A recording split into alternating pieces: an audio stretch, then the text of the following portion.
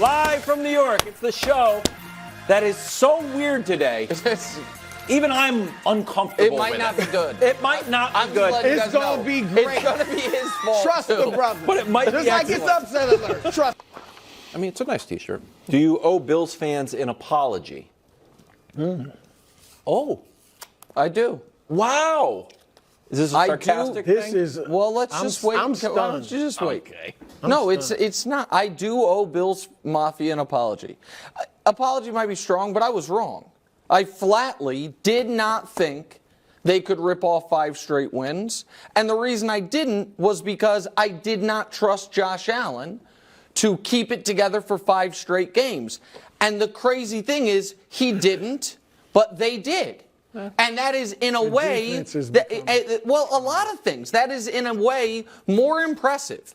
Josh Allen did not get on a 5-game peak roller coaster heater. That is not why they won these games. I would argue yesterday, and I know we'll discuss it throughout the show, was a perfect microcosm for the full Josh Allen experience. And he said that. He said for their season, and I'm talking about for him personally. Yeah. It's just 3, you've got to be kidding me plays, and 3, you've got to be kidding me plays. And so for the Buffalo Bills, despite injuries, despite absurd turnovers by their best player, despite a weird situation going on with their second best player, Stephon Diggs, over the course of these entire winning streak, despite, in my opinion, not playing very well each of the last 3 games for large sections of it, found a way to win.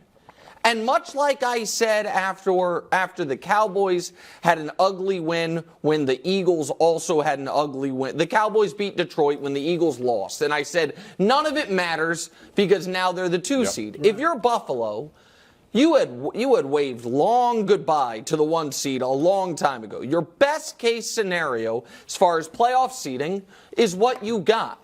And so, yeah, I will give credit to the Bills organization. I give credit to the defense. I give credit to Josh for, despite making some such knucklehead decision to end the first half. His coach called him out in the typical throwaway halftime interview where they don't say anything. His coach like, you can't do that. Found a way. So, yeah, I mean, I was wrong that they were 0% to make the playoffs. They made the playoffs and they're the 2 seed, so credit to them. Look, if Josh Allen, and I know he became like the 3rd player ever to throw for 350 yards, complete 75% of your passes, and run for more than 50 yards, 50 or more yards. I still don't think he played a good game. If he gave them a B- game, this is 48-20 part 2. If he just plays a B- game, I think it's a blowout. You know, and like he left, obviously, you had the first interception, which was ridiculous. I mean, he's looking this way the whole time and just throws it without even looking. And it's not even close to Gabe Davis. And so then you had the second interception. Both of them were the first was in the red zone at the 5-yard line. The second when they were at the Dolphins 35. So he took at least 6 points, probably say 10, but maybe 14 points off the board. Well, all right, and then that's not even to mention the fumble before the half. That's 3. Yep. So they go in down 14-7 at the half, and they could have been up by 10 points at the half. The hero, and look, Josh certainly did his great things. Like you said, he ran the football terrifically, all right? But the hero was Deontay Hardy. If he doesn't return that punt for a touchdown, I'm not sure they win. I mean, it's after that Josh started playing well. He had some decent runs before, but it was after that he really started cooking. And so, look, to me, this change, it's great that they're the 2nd seed if you're a Bills fan. Obviously, it's great that they're in, first of all. But you have no idea if they're going to be great next week or if they're going to be bad. Allen this season before and after Joe Brady became the offensive coordinator, because we thought that was kind of a desperation move, similar to how we kind of ripped the Eagles for switching out or switching in Matt Patricia. This seems to have worked. They're 6-1. His completion percentage is down a lot. Yeah, but is this Joe Brady saying, you know what? A little more Clark Kent, a little less Superman. No. And this has... But really, it's not. It is. They're running the ball a lot more. Yes, but it's not like they are dialing up easier passes for him. You know, they are running it. You're right. They're taking the ball out of his hands more. But I don't know if we can put that back up or not. But his completion percentage dropping from 70 to 60 is wild. Yeah. The passer rating dropping. The turnover rate stayed the exact same. And I'm doing math in my head real quick. The touchdown rate dropped just a tiny bit. And so, no, I think that they are winning these games in part because the defense has been playing better, and they are running the ball way better, and Josh is running the ball more. The break glass in case of emergency the Bills have always had is you have the most athletically imposing quarterback in the league. Athletically imposing. What? What do you mean? More than Lamar? If you count size. No, I'm talking about to be able to run over people. Not the most athletically dynamic, but imposing, to be able to run over people. And I think that Dorsey smartly did not want, because Josh Allen at the end of last week's game got crushed. Mm-hmm. He got hit hard and was getting lit up throughout this game. But A, they were in do or die situations, and B, it's a new offensive coordinator trying to, make a good impression to keep the job full time. All of that. I don't know if this is good or bad for the Bills long term. Because they are now, unless they lose to Pittsburgh, which I don't think with no T.J. Watt they're going to, they're not going to move on from McDermott. And the McDermott and Allen, to me, don't mesh properly. So you think him getting to the second round keeps McDermott's job? They're not going to, after getting the 2 seed. They're S-Bob by his own estimation. That's fluky. I mean, let's keep it real. That 2 seed is fluky. Okay, Did they have the second best? Were they the second best team throughout the season in the AFC? No, but they are on paper the 2 seed. I'm telling you, for me, Sean McDermott needs to at least get to the conference final. Okay, all right. So then maybe I am operating under the assumption that his job is now pretty safe. So I don't know if this is good or bad for them long term. And it is incredibly bizarre to watch what was the scariest part of their team, the Allen-Diggs combination, just be off for 2 months while they're winning. It was nice. And they connected on a nice deep pass. They connected on one nice deep pass, and he missed him on one other one. And, Khalil Shakir seemed to be a scary threat for them. I want to be very clear. I believe, and I'll probably go to the game, that if the Bills host the Chiefs in round 2. I don't think they're winning that game. I know Buffalo fans can be as mad at me as they want and send Kevin Wildes all the tweets that I won't read, but then Wildes will read to me on our morning call for reasons I don't totally understand. I don't trust the Bills. You can't. You agree with me on that. But I totally agree with you. But I don't trust them. I totally agree with you. But right now, and it may change. Right now, Bills, Chiefs, I'm leaning Buffalo. So then you have the Bills in the conference championship game. Right now I'm leaning that way, and I may change it, but you still need to watch all your. With them, I think their ceiling this year is higher than the Chiefs. From them at their best, I think is better than anything we've seen from the Chiefs this year. Okay. Decimated Dolphins. Okay. This offense, which we were very scared of after they scored 70 points in their last 5 games, they're just 2-3. They're down at 22 points. Passing yards are at 233, 5 touchdowns, 4 interceptions, and Tua's passer rating down to 89. A lot of this, I think, is missing Jalen Waddle. But, Brou, do you have another theory? Are you surprised the Dolphins fell flat? Okay. Surprise? Here we go. And here's where the variety portion of the show begins. Were you here Friday? I was here. Were both of you guys here Friday? Because on Friday, we put this up. Sunday Night Fever, Dolphins pay for bringing dancing shoes to a bar brawl. Because you said breakdancers, but that's like a disco break dance. Yeah. It's all the same era. The 70s is when the break dancing started. Break dancing started in the 70s. All right. So look, the Bills guys, for all their errors, they pack a punch.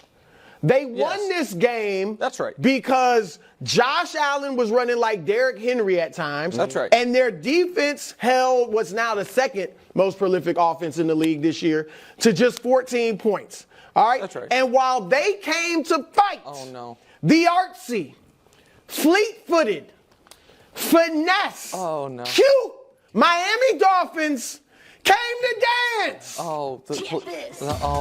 They came to dance. Wild. They're on the field doing this stuff. They're not. And the Bills are like, yo, We knuckling up and y'all doing backspins. All right? They don't play around with that. The Bills came, and you know the problem with the Dolphins are going to face? What? Every team in the playoffs in the AFC comes to fight. Knuckles up, Pittsburgh, Houston? Cleveland, Sure about Houston? Baltimore. Yeah, everything but Houston. Kansas And Houston's City. defense actually will hold you down a little bit. Kansas City, of course. So I'm telling y'all, the Dolphins, it's fun to watch. These boys are getting busy. Okay. Yeah, boy. That's right. Do that thing. Uh-huh. Yeah. They getting busy, but again, let somebody tackle one of them. Let somebody I want come, to. run through them, and it's a whole different story. Good job. So that is what the break boys. All right, I don't think that's what they call it. Great job, guys. That was well done as always. Was it? I mean, you have created this monster, Wild. I wanted to be a and I'm little just more letting you know creative, right but now. now we're It was the perfect analogy. Okay. I said it in week 4. Yeah. They are now 1-5 against playoff teams. They average like 17 points a game against the analysis, they great. They're dancing with everybody else. The analysis is spot on. The need to bring in break dancers is unnecessary. Listen, the Bills did everything to try to give Miami that game. Yes. Agreed? Yes. Especially early on. Yes. And Miami couldn't take advantage. So I want to talk about, to me, the 3 biggest culprits. Please. All right? The first one, and we all like him, and he's funny, and he's unique, and I think he's pretty cutting edge. And I'm now going to sound like an old man. Mike McDaniel, run the damn ball. Oh! They had success running. Mancini's back. Right. Well, they had success running the ball throughout They're a great in this running game. team. Yep. They're a great running team. I understand you had no Mostert, but Achane was excellent. Jeff Wilson was well. Fine, yeah. And so I thought McDaniel because at no point were they down 2 scores. They were ahead most of the game. Yep. They relied on Tua, who didn't have it. Second culprit, a guy who maybe squandered Offensive Player of the Year, we'll see, in Tyreek Hill. Thank you. So Tyreek is one of the greatest players I've ever seen, and this, I thought, was a miss on an otherwise excellent broadcast. And I love Collinsworth. I really do. I don't love him as much as he loves Josh Allen, but I love Collinsworth. No one does. With a minute 25 left on the play that Tyreek Hill was pass interfered on, I understand Tyreek Hill, I believe, is going to score a touchdown here. I have seen him. Part of what makes him so dangerous is he gets from landing to full speed faster than any athlete I've ever seen. That safety is not getting there, and 7's not catching him. He might. And so, even if he doesn't score, it's still a huge play. Right. And so because he got the flag, we all kind of moved on from the fact that this could have tied the game, or certainly put him in a better position. And then last, but of course not least, is Tua. And this is the part nobody wants to hear. This is why I thought him being in the MVP discussion at any point was ludicrous. This is why his own team multiple times throughout his career has tried to move off him. This is why they are not going to pay him this offseason, because now we've never seen him in the playoffs. We will in 0-degree weather shortly, and I'm excited for it. But he has had 4 playoff-adjacent games in his career. We can show you how he did. Week 17 against Buffalo, his rookie season. He's a rookie, so be it. Winning, you're in. Right. No. Week 17 the next year against Tennessee, they needed to win that game and the next week. Terrible. Last week against Baltimore to be the 1 seed. Bad. Last night against Buffalo to win the division and be the 2 seed. Bad. And throws to Chase Claypool, of all people, in double coverage with the game on the line. So that is, as much as Brou's, if not funny, accurate commentary about the breakdancing, is an issue, they also they don't have a difference maker at quarterback, flatly. And much like another team in the Shanahan system, in my opinion, we don't have to argue about it right now, can look so amazing when things are rolling. But if things are not, and the other team can get you a little off schedule, not having that difference maker at quarterback is the difference in these games. And here's a quick difference. Because I don't know if you agree. Purdy's a better athlete. Right, I think the eye test with Purdy looks better than Tua. I actually agree. And here's the other thing. I talked about it last week. Purdy's done it for the most part against good teams. Tua struggles against the good teams. That's the thing. Like, he racked up most of his big numbers, as with Tyreek, against the bottom feeders, the tomato cans. No, they've beaten one team over 500. Just the Cowboys. Yeah. That's it. All right, so the Dolphins are headed to Nick. Yeah. It was a close one in Germany. Tyreek coughed it up, and you won 21-14.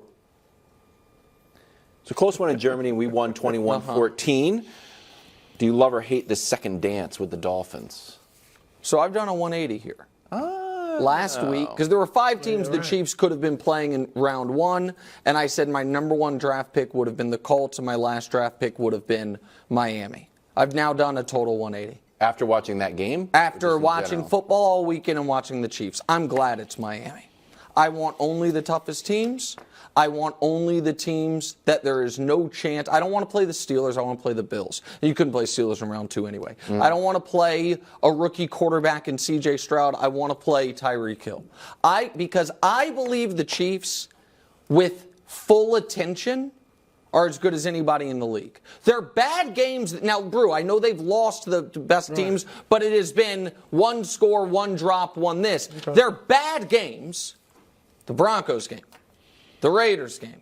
The Packers before the Packers, when the Packers appeared to be a bad team, were teams that times Kansas City has looked, what is wrong with this team, was never against good teams. Now, they've lost to good teams. I understand that. And I do not believe Miami. Miami did not want to tackle Josh Allen in a balmy 60 degrees. Okay, good luck with Isaiah Pacheco at -15 wind chill in Arrowhead. Off of a bye. I hope, off of a de facto bye for Kansas City. Yep. So I am glad it's the Dolphins, and I'm glad also because there will be no overlooking them because of who they are, and even though they've lost to good teams, how dangerous in theory they are.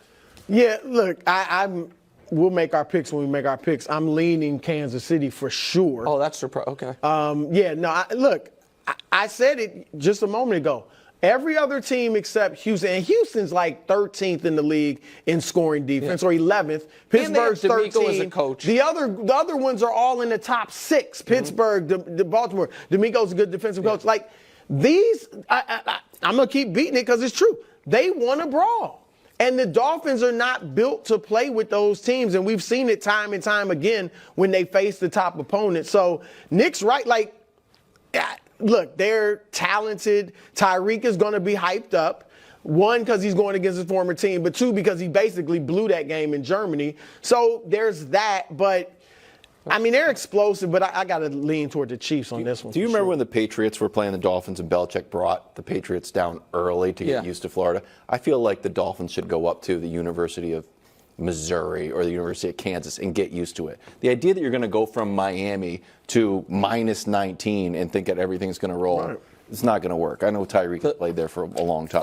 I know this is shocking from an alleged Chiefs fan like you. University of Missouri is about 2.5 hours outside of Kansas City, so they probably won't be going there. But I understand what you're saying. You're acting like I don't know where the University of Missouri is. I'll give you $1,000 if you can name the city it's in. University of Missouri? Yeah. Right after the break. Okay, but real quick, can I show you one thing? Columbia, Missouri. Yeah. Can I show you one thing? That was an easy one. Wildes. Because how did this Chiefs season start? It was the Lions game. Pick 6. Before the loss, though, aside from the Kelsey injury, what was the story of that game? Weird vibes. Weird vibes surrounding Chris Jones. Yeah. You were big on the vibes. How are the vibes? Are they arguing on the sidelines? Are they not? A nice little full circle moment. The season starts with Chris Jones, weird vibes. He's in the stadium, but he's not playing. They lose the game. Here's how the season, for people who aren't watching the game, I don't blame you. Chris Jones was the only starter playing because he got $1.25 million if he got a sack. He finally got a sack. And this is how they almost got a sideline penalty. He's awesome. Because the entire team celebrated with him. And Andy was only going to play him one series. He ended up playing him through into the second half so he could get his sack. And if there is such a thing as kind of whatever vibes issues ailed this team, this being a cleansing moment, I liked that. I also liked that all the teams that had their playoff spots locked lost this weekend except for Kansas City. I do. San Francisco, Baltimore, and Cleveland, they all rested their starters. They all lost. Kansas City rested their starters. They found a way to win. You know what else I liked, Brou?